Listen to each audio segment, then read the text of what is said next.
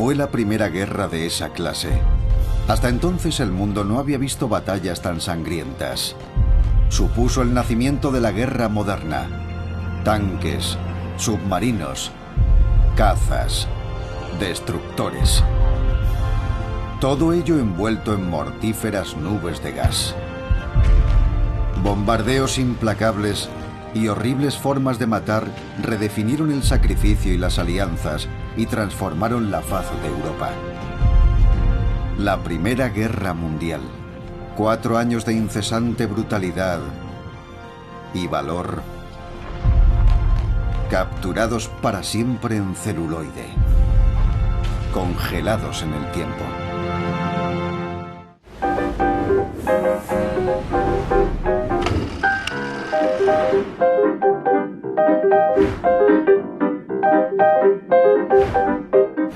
Congelado en el tiempo, nuestra historia en 3D, la Primera Guerra Mundial. Estamos a principios del verano de 1914. Las tensiones políticas que han estado acentuándose durante años amenazan la quebradiza estabilidad de Europa. El polvorín está a punto de estallar. La brecha entre ricos y pobres es abismal. Los tratados y acercamientos entre unas naciones que pretendían mantener la paz las empujan ahora a la guerra. La tensión se debía principalmente a diferencias de clase, a diferencias étnicas y religiosas.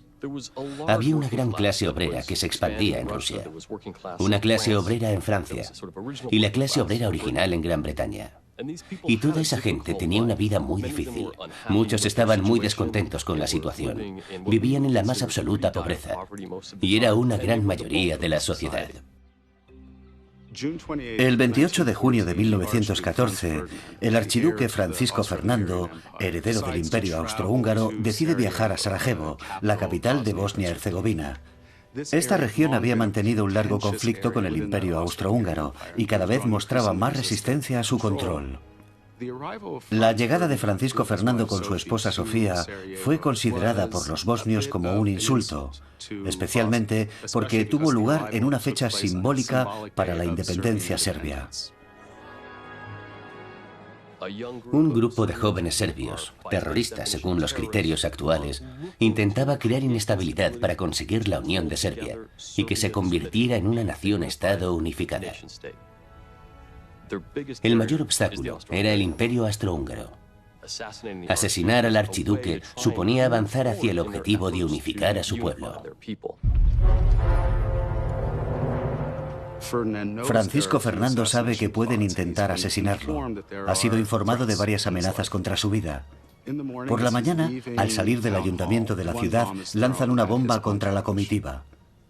Según el relato de la prensa, el archiduque desvía heroicamente la bomba con la mano izquierda para proteger a su esposa. La visita continúa, pero desgraciadamente su chofer se pierde y mientras intenta orientarse en las calles de Sarajevo, se para delante de Gavrilo Princip. Y probablemente Princip no da crédito, porque tiene una pistola en el bolsillo, así que la saca y asesina a tiros al archiduque y a su esposa a quemarropa. Se dice que es la chispa que desata la guerra, porque realmente hizo volar el polvorín de los tratados y alianzas que se habían establecido, el sistema de yo te rasco la espalda y tú me la rascas a mí.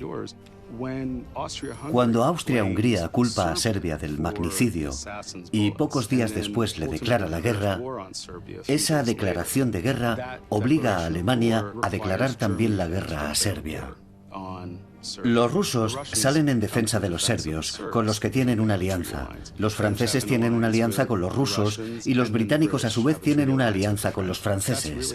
Un acontecimiento en Sarajevo, en un rincón de Europa, se convierte en un conflicto internacional a causa de una maraña de tratados y alianzas y de fracasos diplomáticos.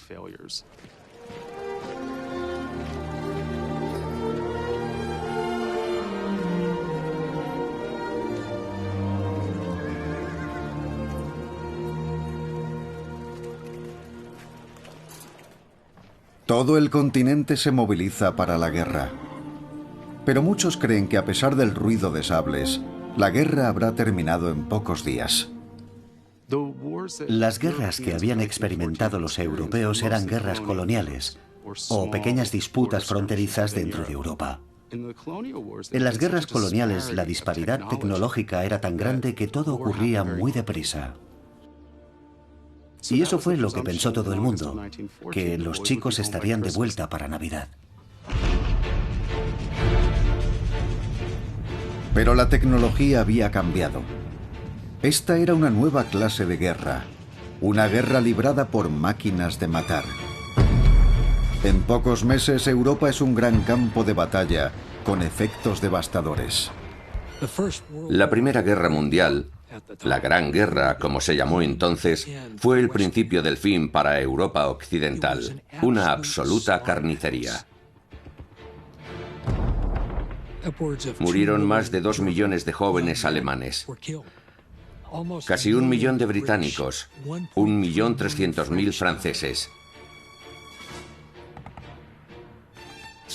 Eran muchos millones de jóvenes, y las poblaciones eran mucho menores que ahora. Fue un baño de sangre que duró 4 años. Nadie está a salvo. La idea de que las guerras se libran entre ejércitos deja de tener sentido. Ciudades y población civil se convierten en objetivos militares. La técnica de conmoción y pavor es habitual. Es lo que llaman guerra total. Es la primera guerra definida por la idea de una experiencia total, de una guerra total, y de que es la primera que tiene un frente doméstico que afecta a todo. Es necesario que la población, que está en sus casas y no en el campo de batalla, tome parte en el esfuerzo bélico.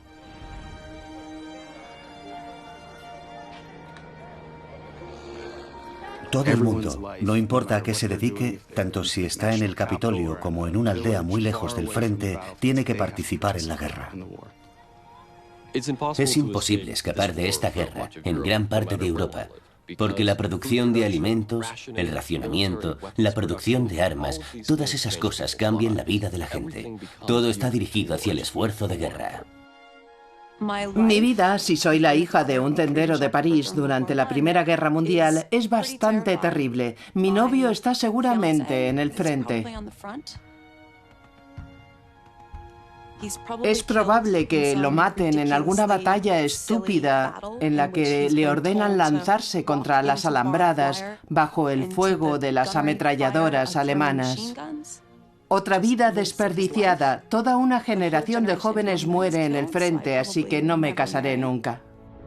El 5 de septiembre de 1914, las tropas alemanas han avanzado hasta muy cerca de las puertas de París. A este paso, pronto tomarán la ciudad. Derrotarán a los aliados y aplastarán Francia.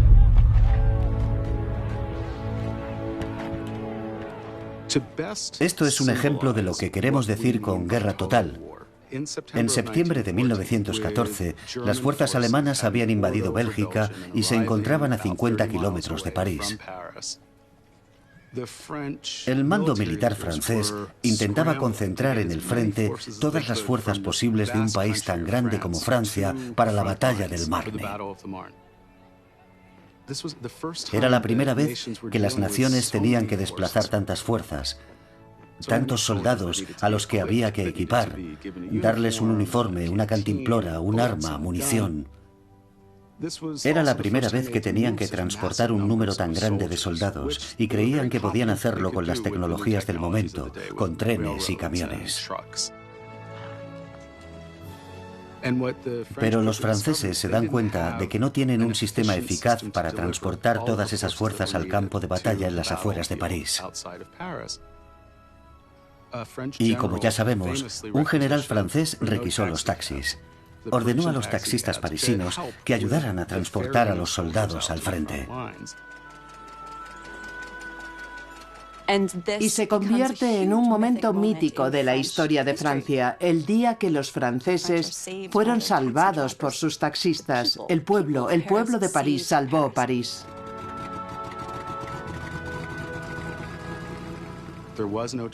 No había disparidad en lo tecnológico. Todos los países combatientes tenían un nivel similar en cuanto a material bélico. Todos tenían ametralladoras, aviones, lanzallamas. Las guerras coloniales habían sido muy breves porque solo un bando tenía ametralladoras. Ahora todos las tienen y la guerra entra en un punto muerto. Tanto los aliados como las potencias centrales utilizan las nuevas tecnologías militares y el resultado es un empate técnico. Ninguno de los dos bandos es capaz de ganar mucho terreno. El vasto frente occidental se extiende desde el Canal de la Mancha, al norte de Dunkerque, hasta la frontera de Francia con Suiza. Aquí es donde los horrores de la guerra se prolongan a lo largo de múltiples batallas, grandes y pequeñas. Los que estaban en sus casas sabían que la guerra era brutal, pero hasta que no llegaron las primeras bajas de los frentes, la gente no tomó conciencia del horror de esta guerra. A los veteranos que regresaban del frente les resultaba muy difícil reintegrarse en la sociedad. La gente empezó a ver la carnicería, incluso en el frente doméstico, por el gran número de bajas. Pensamos en los muertos, pero había un número mucho mayor de heridos graves, amputados, hombres desfigurados, que volvían con profundos traumas psicológicos, y eso era imposible de ocultar. La mortandad de la Primera Guerra Mundial convierte en insignificantes las matanzas de cualquier guerra del pasado. Al iniciarse el segundo año de guerra, los que marchan hacia el frente no pueden imaginar que las máquinas de matar apenas han empezado a hacer su trabajo y que lo peor aún está por llegar.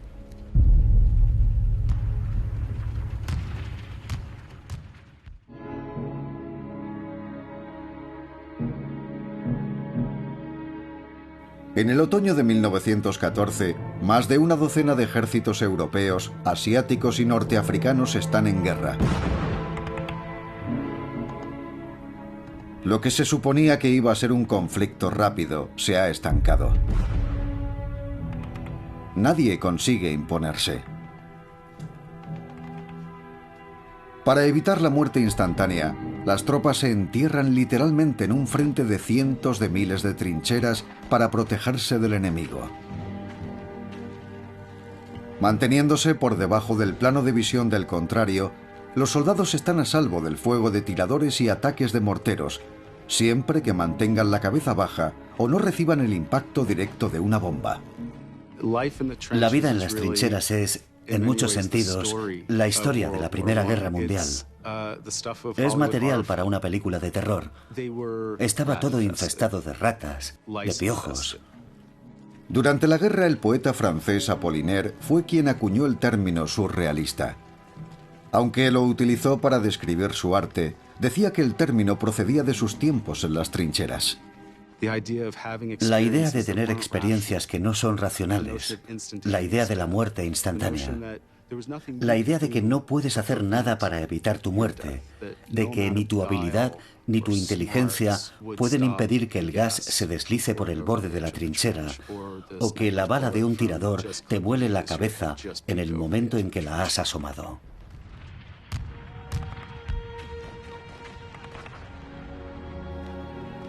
Esto se repite con horrible exactitud a principios de la primavera y verano de 1916. Los alemanes se proponen quebrantar la moral de los franceses que defienden la ciudad de Verdún. Durante semanas llueven bombas alemanas sobre las posiciones francesas. La artillería alemana dispara más de 1 millón de proyectiles de mortero a lo largo de un frente de 30 kilómetros. Los bombardeos son casi incesantes. Mueren miles de hombres. Las trincheras están llenas de una masa viscosa, los restos pulverizados de las tropas. Los que no mueren bajo las bombas enloquecen. Tanto desde la posición defensiva como desde la ofensiva, la batalla es terrible. Desde la posición defensiva se podía resistir días, horas al menos, de bombardeo enemigo. Lluvias de obuses sobre las fortificaciones, sobre las trincheras. Proyectiles diseñados para matar, para reventar el suelo y acabar con la seguridad de las trincheras.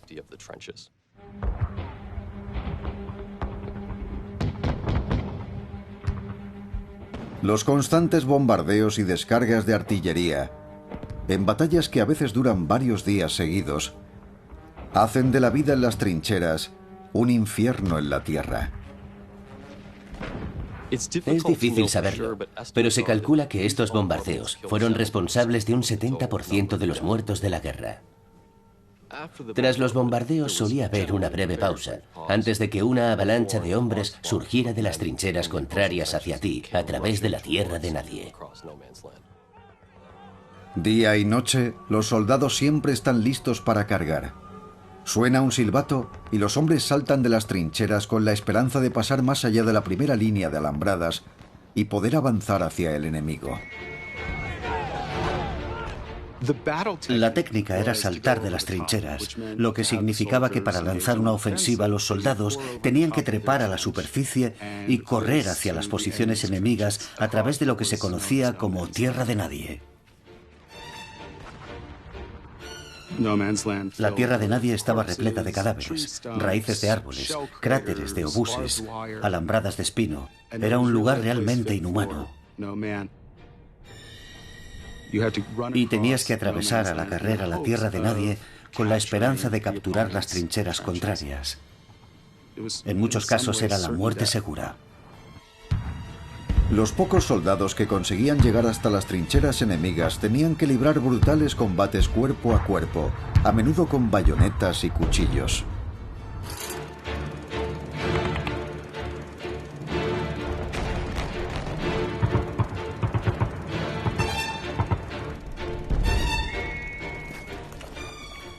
El silbato indicaba a los soldados el comienzo de la carga. Cuando sonaba, debía ser uno de los peores momentos de la guerra. Porque aquellos hombres sabían que las probabilidades de sobrevivir eran muy pocas.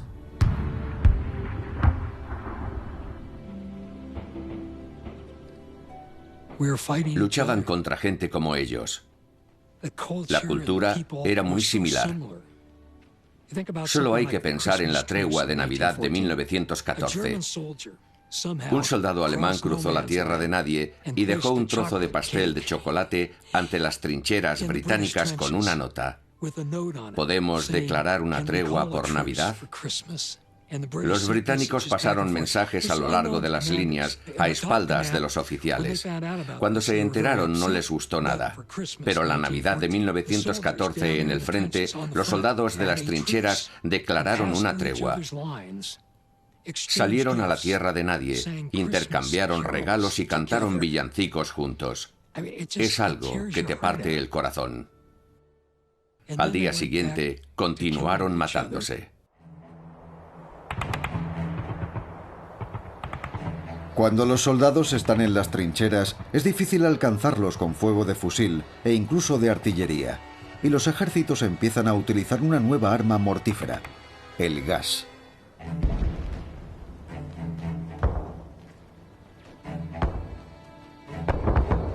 Tanto el gas cloro como el gas mostaza se deslizan por el suelo. Se vierten en las trincheras matando, cegando o asfixiando a quien encuentran en su camino. La única forma de combatirlos eran las máscaras antigas. El gas cloro se utiliza por primera vez en 1915. Hace que se acumulen mucosidades en los pulmones y en esencia el individuo se ahoga con esas mucosidades que llenan sus pulmones. No es un arma particularmente eficaz, porque es muy fácil ponerse una máscara de gas, un trapo. Había muchas cosas con las que protegerse del gas cloro. Pero según avanza la guerra, los alemanes pasan al gas mostaza.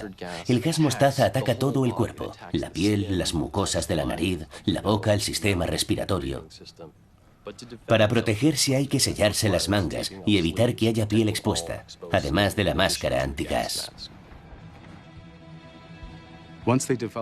Una vez diseñadas las máscaras de gas y distribuidas masivamente entre los soldados de las trincheras, el gas demostró ser letal, pero no tan devastadoramente letal como esperaban. Los soldados se ponían sus máscaras rápidamente y sobrevivían a los ataques. Pero ni siquiera el gas venenoso podía hacer nada contra la siguiente arma de guerra que hizo temblar los campos de batalla europeos: el carro de combate.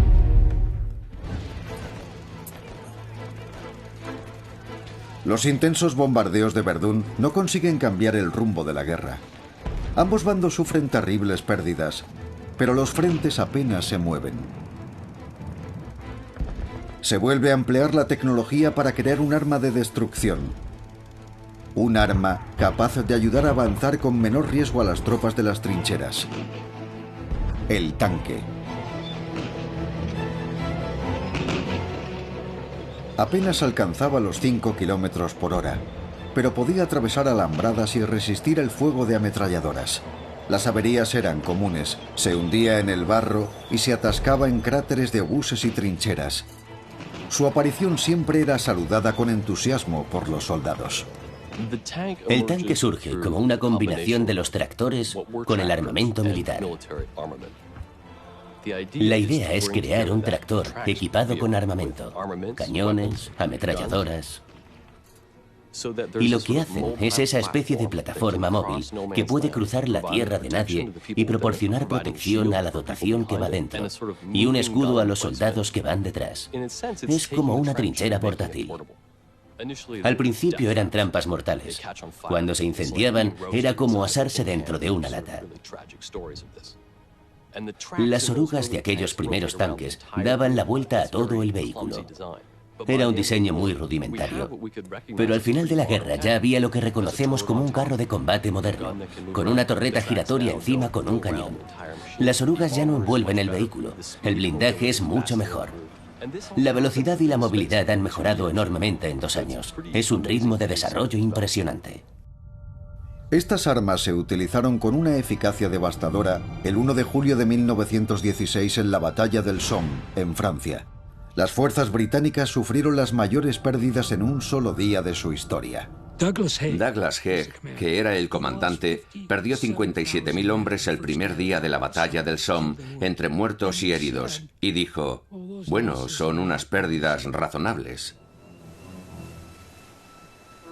Mientras las tropas se matan en los frentes terrestres, una batalla diferente tiene lugar en los mares y bajo su superficie.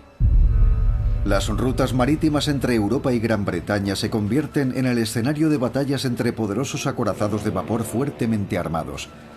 Pero el auténtico terror no lo experimentan los que avistan un barco, sino el periscopio de uno de los nuevos submarinos alemanes, los llamados U-Boot. El submarino es uno de los símbolos más relevantes de la innovación en la Primera Guerra Mundial. Una especie de asesino invisible que se desliza bajo el mar y puede destruirte con un torpedo silencioso que no ves hasta que es demasiado tarde.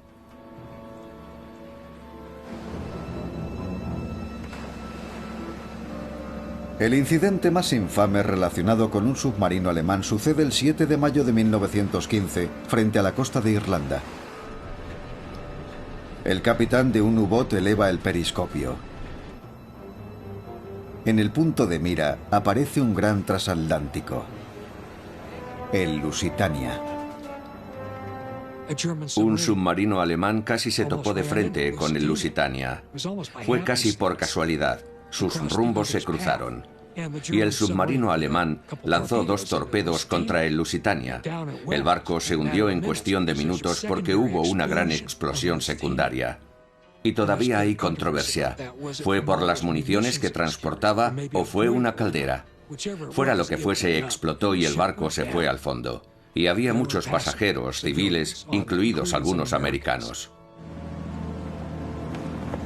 A pesar de la pérdida de vidas americanas, Estados Unidos, que se había mantenido neutral hasta el momento, rehúsa entrar en la guerra. Alemania, temiendo que más ataques como aquel provoquen una acción militar americana, suspende su política de hundir todo barco aliado que encuentren en los mares.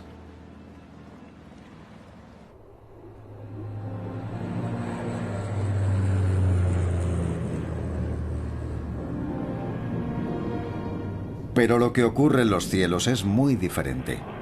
En el aire se libran varios nuevos tipos de guerra, a veces con una precisión mortal. Las tripulaciones de los dirigibles escudriñan el terreno en busca de movimientos de tropas y lanzan sus bombas. Se despliegan globos aerostáticos para observar las posiciones enemigas, y los aviones capturan la imaginación de todo aquel que los ve. Si pensamos en el hecho de que pasamos de no poder volar a tener máquinas de matar voladoras plenamente funcionales en 10 años, es asombroso. Y por eso no sorprende que mucha gente no pensara que los aviones iban a ser la tecnología dominante en el aire. Muchos creían que los dirigibles serían una tecnología mucho más importante. Podían transportar más peso, lanzar más bombas. Pero eran lentos y difíciles de maniobrar y bastante fáciles de derribar. La idea que tenemos de la Primera Guerra Mundial con el Barón Rojo y los combates aéreos es un reflejo del hecho de que los bombardeos aéreos no eran muy eficaces. Los aviones no podían cubrir grandes distancias y los pilotos no sabían cómo acertar en los objetivos. Con todos aquellos aviones, solo tenían la capacidad de combatir entre ellos en el cielo. Y así, lo que en realidad es una visión romántica de la Primera Guerra Mundial, los combates aéreos, es el producto del fracaso de los bombardeos aéreos. Uno de los principales problemas es que los pilotos tienen que disparar sus ametralladoras lateralmente desde la cabina del avión en pleno vuelo. Pero cuando se inventa una ametralladora que puede disparar hacia adelante a través de las palas de la hélice, el aire se convierte en un medio mucho más peligroso. Y por desgracia para los aliados, los alemanes son los primeros en desarrollarla. El mecanismo sincronizador de la ametralladora se prueba en abril de 1917, conocido como el Abril Sangriento. Durante los intensos combates aéreos que tienen lugar en el frente occidental, los cazas alemanes abaten 245 aviones británicos, matando a más de 200 aviadores. Eran como los caballeros del aire. Era el único medio en el que parecían sobrevivir los gloriosos combates de uno contra uno. Sin embargo, la esperanza de vida era extremadamente corta. No tenían apenas entrenamiento. Era una forma horrible de morir. Pero desde tierra parecía romántico, y muchos pilotos se sentían héroes. Y lo eran para todos los que se maravillaban de que aquello fuera posible. Al iniciarse el tercer año de guerra, el sangriento empate se ha cobrado un terrible precio en ambos bandos, en tierra, mar y aire. Pero la situación va a cambiar, porque van a llegar los yanquis, y el ejército de Estados Unidos va a imprimir un cambio de rumbo a la guerra.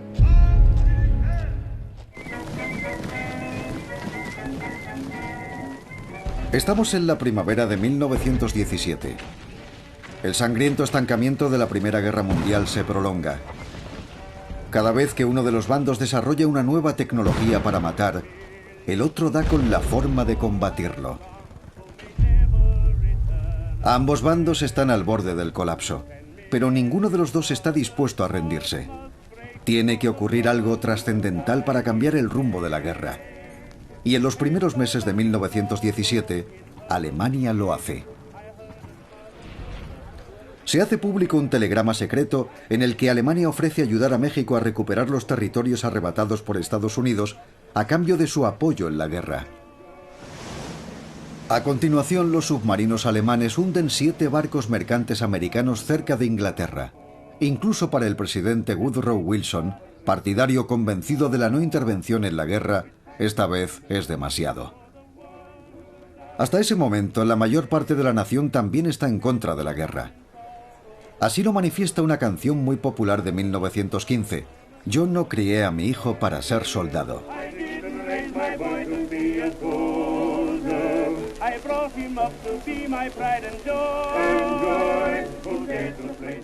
El intento de Alemania de atraer a México y el hundimiento de los mercantes transforma a Estados Unidos en una máquina probélica. La gota que faltaba para desbloquear la Primera Guerra Mundial acaba de caer.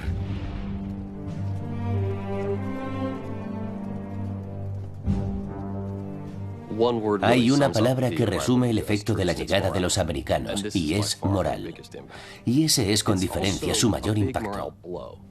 También es un gran golpe para la moral de los alemanes.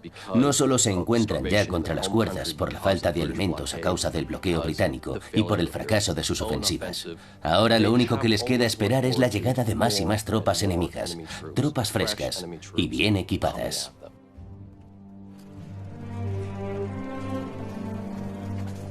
El presidente Wilson ordena la movilización. Se presentan más de 23 millones de hombres. 2.810.296 soldados sirven en las Fuerzas Armadas durante la guerra.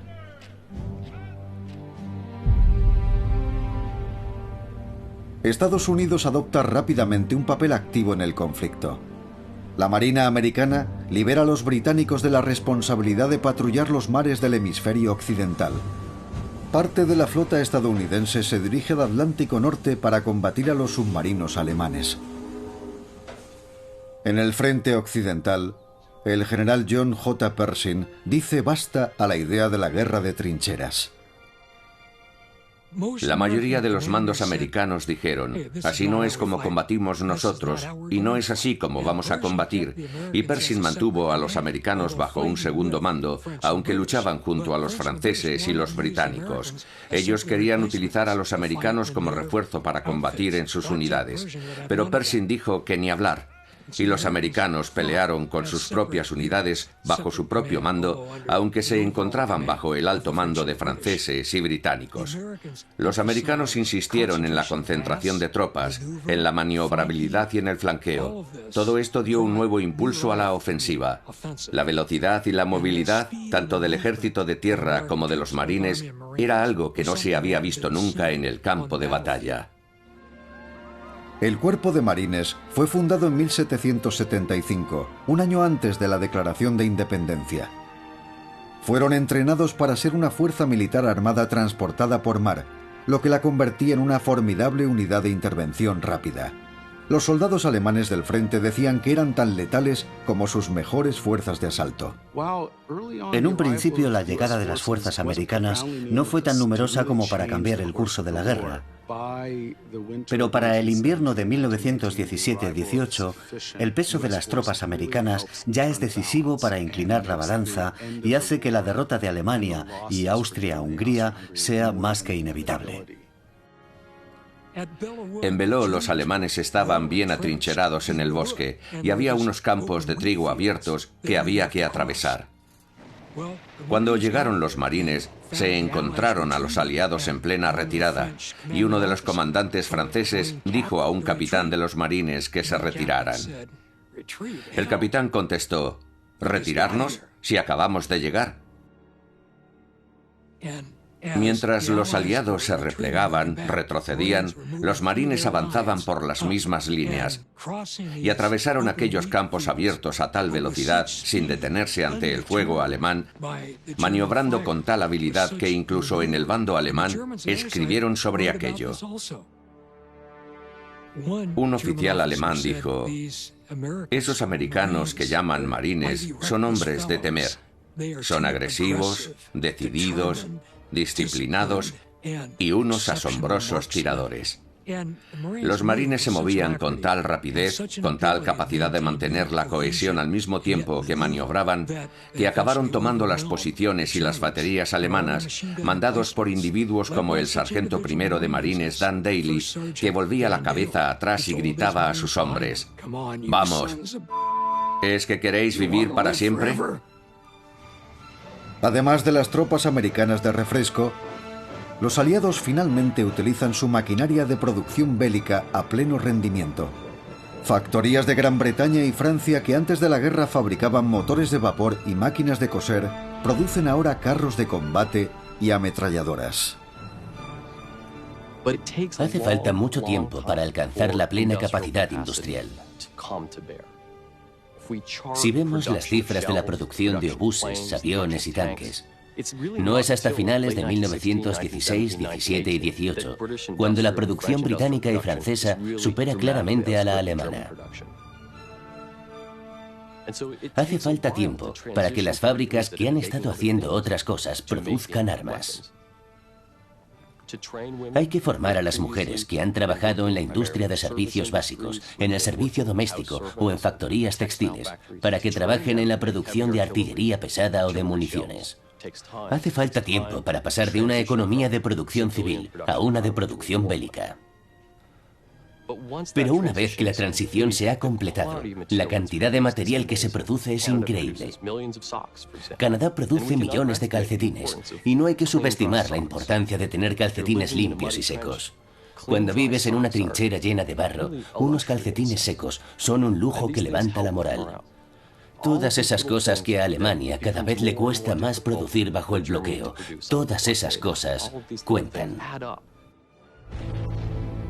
Con la espalda contra la pared, Alemania y sus aliados comprenden que necesitan lanzar una última ofensiva para volver la guerra a su favor. Esa ofensiva llegará en el verano de 1918, la ofensiva de los 100 días, una de las más brutales series de batallas que el mundo ha conocido.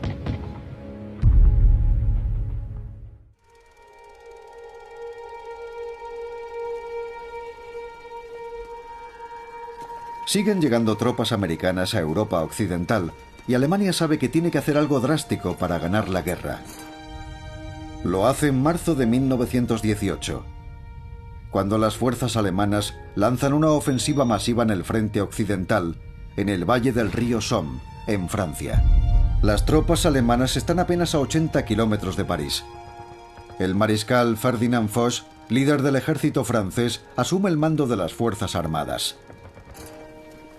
Las tropas de Foch, con el apoyo de 85.000 soldados americanos, lanzan una furiosa contraofensiva. La segunda batalla del Marne es una ofensiva alemana cerca del lugar donde se libró la primera batalla del Marne en 1914. Fue un intento de dividir las líneas británicas y francesas y capturar París. Los alemanes no consiguen avanzar mucho, los británicos y los franceses tampoco, y al final es una más de una larga lista de carnicerías inútiles. La idea es utilizar las tropas más eficaces con el mejor armamento pesado, moverse con rapidez e intentar proteger las vías de suministros para mantener la capacidad ofensiva. De hecho, este ha sido el problema durante toda la guerra. Pero cada vez que se producía un avance considerable, no había forma de seguir con la rapidez suficiente. Los aliados tienen 414 tanques y 120.000 hombres. En 6 horas avanzan casi 12 kilómetros en un territorio tomado por los alemanes, un día que se recordará como el Día Negro del ejército alemán. Para hacernos una idea de la desmoralización en las filas alemanas durante la ofensiva de los 100 días, 4 divisiones son responsables de aplastar a docenas de divisiones alemanas. Y no se debe solo a que las tropas británicas son superiores, que lo son. Es que las tropas alemanas a las que se enfrentan ya no están dispuestas a pelear como al principio de la guerra. Durante la última semana de agosto, la presión aliada a lo largo del frente de 110 kilómetros no cesa. Los bombardeos son constantes, las trincheras rebosan con los cuerpos de los muertos. Los alemanes pasan semanas sin dormir, muchos se marchan, arriesgándose a un consejo de guerra o a recibir un disparo. Para ellos realmente ya no hay ninguna diferencia. Durante el mes de agosto, más de 100.000 soldados alemanes son hechos prisioneros. Se rinden tantos alemanes que las tropas aliadas tienen dificultades para encontrar lugares donde encerrarlos. Desmoralizados por los incesantes ataques y por la llegada constante de tropas americanas de refresco, para los alemanes cada día que amanece parece ser el último. Como pasa con todo, el fin de una guerra se debe a diferentes razones. El avance alemán se había estancado. La pérdida de vidas en Alemania era terrible y había una creciente resistencia a la guerra. Y la población no podía seguir manteniendo una guerra en 2 frentes. Había una resistencia interna, política, con el ascenso del movimiento republicano en Alemania que quería el fin de la guerra. De modo que la guerra no termina con un disparo, o en un momento determinado, o por una causa. Igual que el atentado de Sarajevo que desata la guerra no es la causa de la guerra, su fin tampoco se debe a un único acontecimiento. Con 6 millones de muertos, sin recursos, y con más de 10.000 soldados americanos de refresco llegando a Europa cada día, Alemania se rinde. Bulgaria, el Imperio Otomano y el Austrohúngaro no tardan en hacerlo.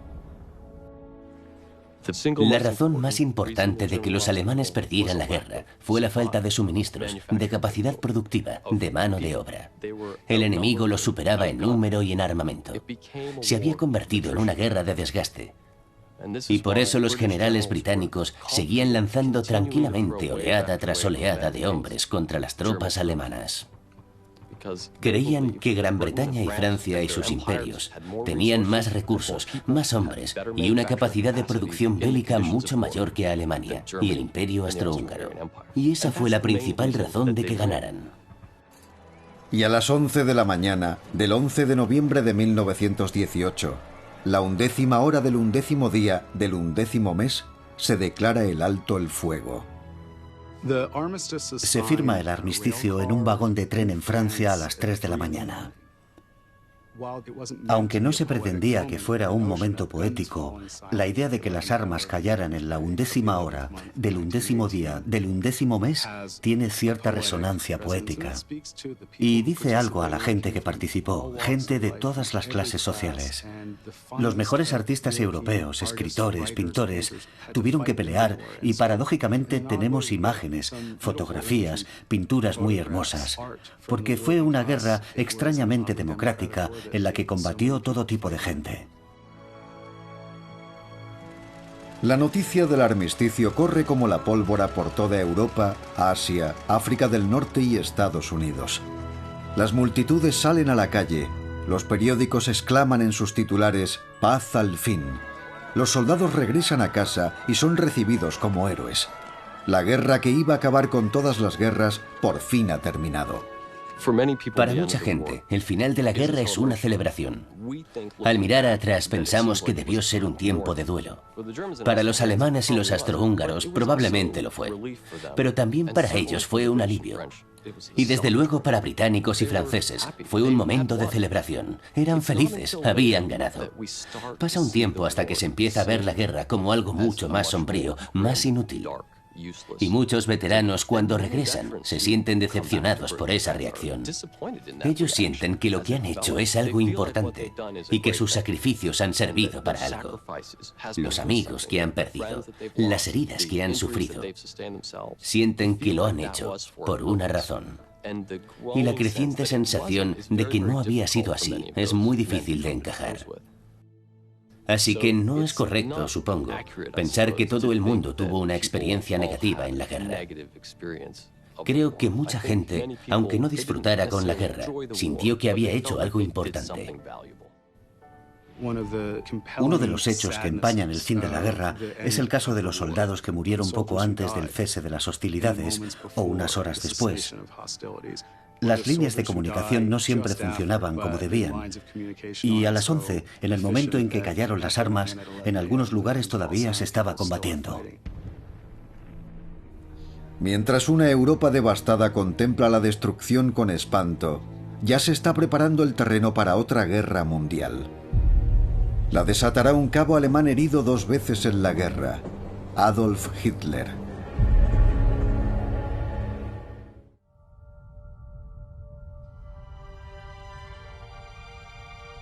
La Primera Guerra Mundial cambió el mapa de Europa más dramáticamente que en ningún otro conflicto a lo largo de la historia. 4 imperios desaparecieron: el alemán, el austrohúngaro, el otomano y el ruso. Bélgica y Serbia sufrieron terribles pérdidas, como Francia, con 1.400.000 soldados muertos. Alemania perdió un 15% de su población masculina, el Imperio Austrohúngaro un 17% y Francia un 10%. Alrededor de 750.000 civiles alemanes murieron por la hambruna provocada por el bloqueo británico durante la guerra.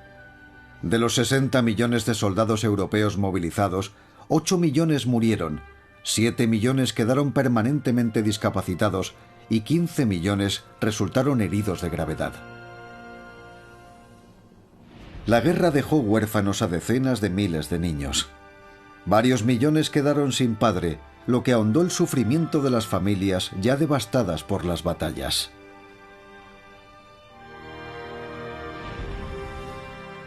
El 28 de junio de 1919 se firma el Tratado de Versalles, poniendo fin oficialmente a la guerra. Entre los 440 artículos del tratado se incluye la exigencia de que Alemania acepte su responsabilidad por haber iniciado la guerra y pague reparaciones a los aliados.